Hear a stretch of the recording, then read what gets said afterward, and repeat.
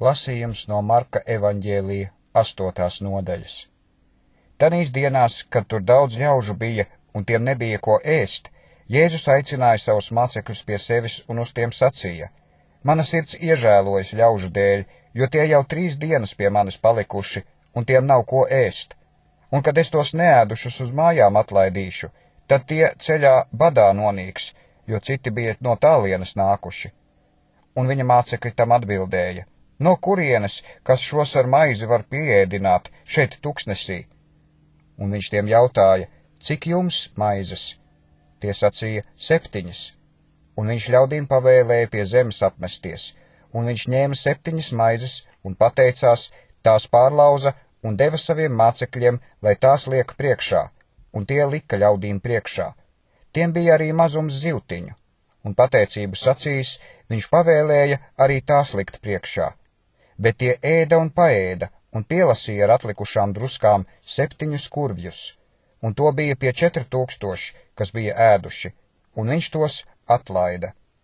Un tūdaļ viņš iekāpa laivā ar saviem mācekļiem un nāca Dalmanutes apgabalā.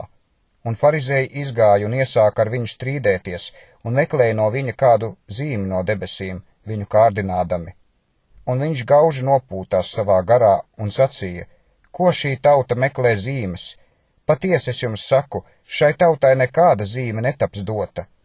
Un viņš tos atstājis, kāpa atkal laivā un nocēlās uz viņu malu.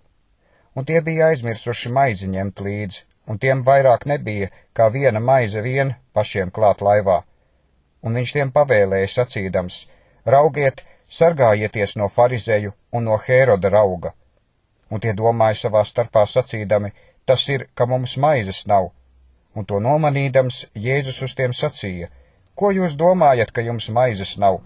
Vai jūs vēl nedz samanāt, nedz saprotat, vai jums sirds vēl ir apcietināta? Jums ir acis, un jūs neredzat, jums ir ausis, un jūs nedzirdat un neatminaties. Kad es 5 maizes 5000 lauzu, cik kurvju ar druskām jūs esat pielasījuši? Tie uz viņu sacīja: 12. Bet kad es 7 maizes 4000 lauzu, cik kurvju ar atlikušām druskām jūs esat pielasījuši? Un tie sacīja: 7. Un viņš uz tiem sacīja: Kā tad jūs nesaprotat?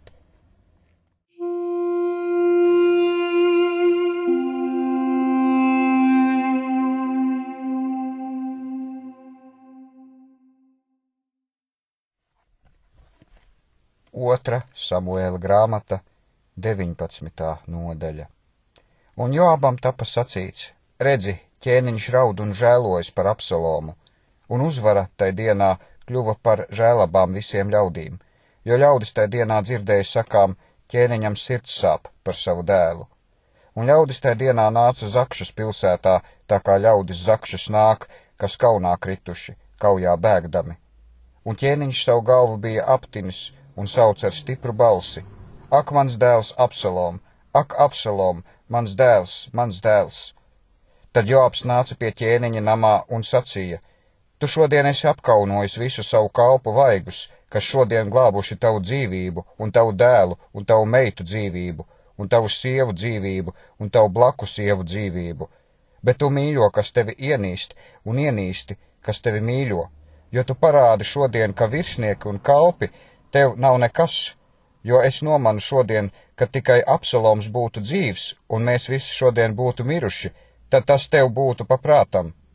Tad celies nu un izej, un runā sirsnīgi ar saviem kalpiem, jo es zvēru pie tā kunga Jahves: Ja tu neizej, tad neviens vīrs pie tevis nepaliks šo nakti, un tā tev būs lielākā nelaime, nekā visa nelaime, kas tev notikusi no tavas jaunības līdz šim laikam. Tad ķēniņš cēlās un apsēdās vārtos, un visiem ļaudīm tika teikts un sacīts: Redzi, ķēniņš sēž vārtos. Tad visi ļaudis nāca ķēniņa priekšā, bet Izraels bēga ik viens savā namā. Un ļaudis visās Izraēla ciltīs strīdējās un sacīja: Ķēniņš mūs ir izglābis no mūsu ienaidnieku rokas, un mūs ir atsvabinājis no filistiešu rokas, un nu viņam no zemes bija jābēg Absaloma priekšā. Un Absaloms, ko mēs sev bijām svaidījuši par ķēniņu, ir nomiris karjā. Nu tad kāpēc jūs kavējaties ķēniņu atkal pārvest? Tad ķēniņš Dāvids sūtīja pie priesteriem Cadoka un Abjatara, sacīdams: runājiet uz Jūdas vecajiem un sakiet, kāpēc jūs gribat pēdējie būt, ķēniņu vest atpakaļ uz viņa namu, jo visa Izraēla valoda jau bija nākusi pie ķēniņa viņa namā. Jūs esat mani brāļi, jūs esat mani kauli un manas miesas, kāpēc tad jūs gribat pēdējie būt, ķēniņu atkal atvest? Un uz Amasu sakiet, vai tu neesi šodien no maniem kauliem un no manas miesas, lai Dievs man šā un tā dara, ja tu visu mūžu nebūsi par kaļa lielkungu manā priekšā Joaba vietā.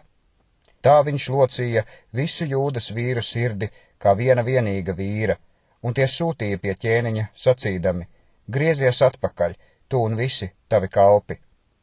Tā ķēniņš griezās atpakaļ un nāca pie Jordānas, un Jūda nāca uz Gilgalu ķēniņam pretī iedams, ka ķēniņu vadītu pāri pār Jordānu. Un Šimejs, Beņamīnieša Geras dēls, kas no Bahurimas bija, steidzās un nonāca ar Jūdas vīriem ķēniņam Dāvidam pretī, un 1000 vīru no Beņamīna līdz ar viņu. Arī Ciba, Saula nama kalps, ar saviem 15 dēliem un saviem 20 kalpiem, un tie cēlās pāri pār Jordānu ķēniņa priekšā. Un plosts pārcēlās pārvest ķēniņa namu un darīt, kas viņam paprātam. Un Šimejs, Geras dēls, nometās ķēniņa priekšā zemē, kad šis pāri pār Jordānu cēlās. Un viņš sacīja uz ķēniņu: nepielīdzini man, mans kungs, noziegumu, un nepiemini, ka tavs kalps ir noziedzies dienā, kad mans kungs ķēniņš no Jeruzalemes izgāja, un lai ķēniņš to neņem pie sirds, jo tavs kalps to atzīst, ka esmu grēkojis. Bet redzi, šodien esmu nācis pirmais no visa Jāzepa nama pretī iet savam kungam ķēniņam. Tad Abišais, Cerujas dēls, atbildēja un sacīja: vai tad Šimeju par to nebija nokaut, ka viņš tā kunga Jahves svaidīto lādējis? Tad Dāvids sacīja: kas man daļas ar jums, Cerujas dēli, ka jūs man šodien kļūstat par pretiniekiem? Vai šodien kādu nokaut Izrēlā, vai tad es nezinu, ka es šodien esmu tapis par ķēniņu pār Izrēlu? Un ķēniņš sacīja uz Šimeju: tev nebūs mirt, un ķēniņš tam zvērēja. Arī Mefibošets, Saula dēls, nonāca ķēniņam pretī, un viņš ne savas kājas, ne savu bārdu nebija tīrījis, ne savas drēbes mazgājis no dienas, kad ķēniņš bija nogājis, līdz dienai, kad ķēniņš atkal ar mieru pārnāca.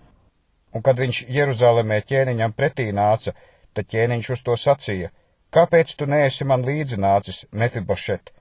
Un viņš sacīja: mans kungs un ķēniņ, mans kalps mani pievīlis, jo tavs kalps sacīja: es sev likšu ēzeli seglot un jāšu uz tā un iešu pie ķēniņa, jo tavs kalps ir tizls, un viņš tavu kalpu pie mana kunga ķēniņa arī apmelojis.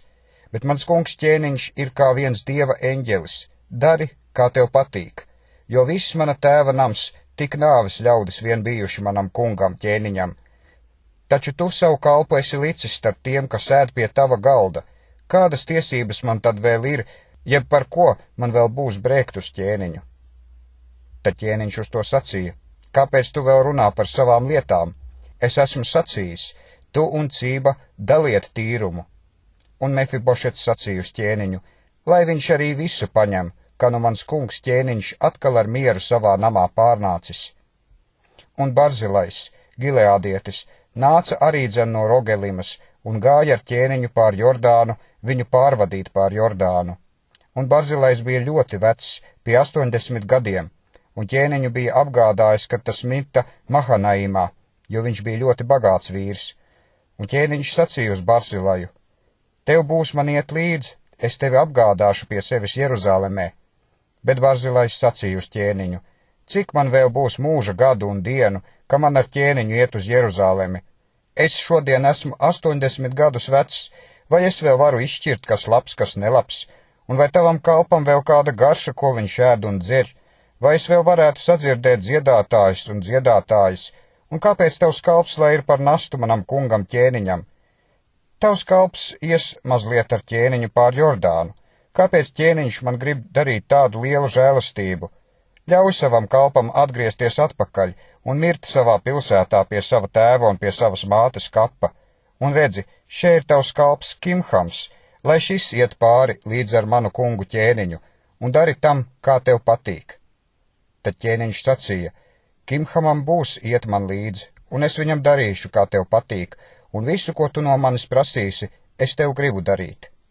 Un kad visi ļaudis pār Jordānu bija pārgājuši, tad arī ķēniņš gāja pāri, un ķēniņš skūpstīja Barzilaju un to svētīja, un tas griezās atpakaļ uz savu vietu.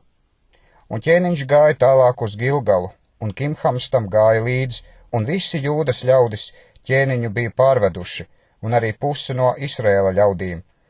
Un redzi, visi Izraēla vīri nāca pie ķēniņa un sacīja uz ķēniņu: kāpēc mūsu brāļi, Jūdas vīri, tevi ir zaguši, un ķēniņu ar viņa namu pār Jordānu pārveduši līdz ar visiem Dāvida vīriem?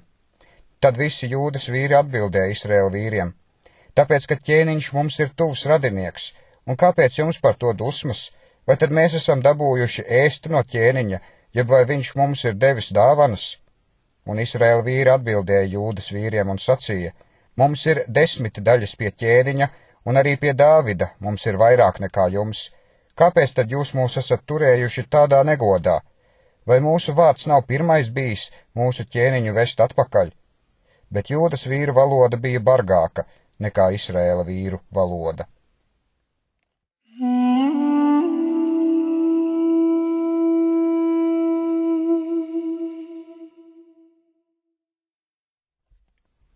Daniela grāmata, 12. nodaļa. Tanī laikā celsies Mihaēls, lielais valdnieks, kas tavu ļaužu bērnus aizstāv, un tad būs tāds bēdu laiks, kāds vēl nav bijis, kamēr ļaudis bijuši līdz tam laikam. Un tanī laikā tavi ļaudis taps izpestīti, visi, kas atrodas grāmatā rakstīti, un daudz no tiem, kas guļ zemes pīšļos, uzmodīsies, citi uz mūžīgu dzīvošanu, bet citi uz mūžīgu kaunu un negantību. Bet mācītāji spīdēs kā debesu spožums, un kas daudzus veduši uz taisnību, kā zvaigznes mūžīgi mūžam. Un tu, Daniēl, apslēp šos vārdus un aizzīmogo šo grāmatu līdz pēdējam laikam, tad daudzi meklēs visapkārt un atziņa vairosies. Un es, Daniēls, skatījos, un redzi, 2 citi stāvēja, viens šai upes malā un otrs otrā upes malā. Un viens sacīja uz vīru, kas bija ģērbts linu drēbēs, kas upes virsū stāvēja: cik ilgi tas būs, kad brīnumiem būs gals? Un es dzirdēju vīru, kas bija ģērbts linu drēbēs un stāvēja upes virsū, tas pacēla savu labo un kreiso roku pret debesīm un zvērēja pie tā, kas dzīvo mūžīgi, ka viss tas notiks pēc viena laika, 2 laikiem un puslaika, un kad svētās tautas klīšana būs pabeigta, tad arī visas šīs lietas taps pabeigtas. To es dzirdēju, bet nesapratu, un sacīju: mans kungs, kāds būs tam visam gals?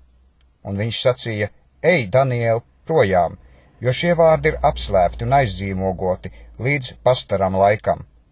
Daudzi taps šķīstīti un balti darīti un kausēti, un ļaunie būs ļauni, un ļaunie visi to neliks vērā, bet prātīgie to liks vērā.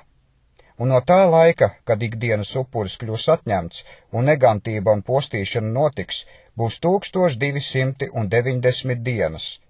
Svētīgs ir, kas sagaida un aizsniedz 1335 dienas.